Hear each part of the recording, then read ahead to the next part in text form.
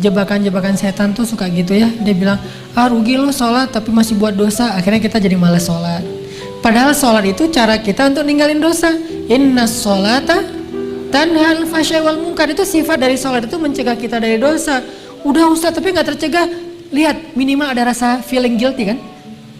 Itu bukankah itu bagian dari progres spiritual dalam diri kita? Dulu kita kan gak feeling guilty berbuat dosa. Sejak kita mulai sholat, berbuat dosa mulai feeling guilty kan, walaupun gak langsung bisa meninggalkan. Itu udah progres loh. Dan itu udah terbukti bahwa sholat itu benar-benar tanha al fahsya'i wal munkar. Mulai ngerasa gak enak, mulai ngerasa malu. Dulu gak ada malunya, malah bangga lagi berbuat dosa. Sekarang malu. Bukankah malu itu bagian dari iman? Berarti sholat membangun keimanan kita. Merasa nggak enak sama Allah. Bukankah muraqabah itu bagian dari iman? Merasa dipantau oleh Allah. Mulai merasa setelah itu nyesel. Dulu nggak ada nyesalnya, habis buat dosa biasa aja, malah bangga, malah cerita-cerita. Sekarang malah nyesel. Masih buat dosa sih, tapi setidaknya udah nyesel.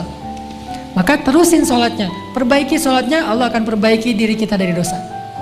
Jadi fokus kita perbaiki sholatnya. Oh mungkin sholat kita masih kurang tepat waktu. Oh mungkin sholat kita masih belum di masjid. Oh mungkin sholat kita belum di saf pertama. Oh mungkin sholat kita belum banyak tambahin dengan gimmick sunnah-sunnahnya. Oh mungkin sholat kita belum banyak ditutup dengan istighfar setelah sholatnya, doa dan seterusnya. Perbaiki sholat kita, Allah akan perbaiki hidup kita. Jadi jangan sampai kita terjebak sama setan mengatakan, rugi aja kamu sholat banyak dosa. Enggak, itu mah kerjaan setan yang bikin kita jadi merasa sholatnya jadi sia-sia. Enggak ada kebaikan yang sia-sia.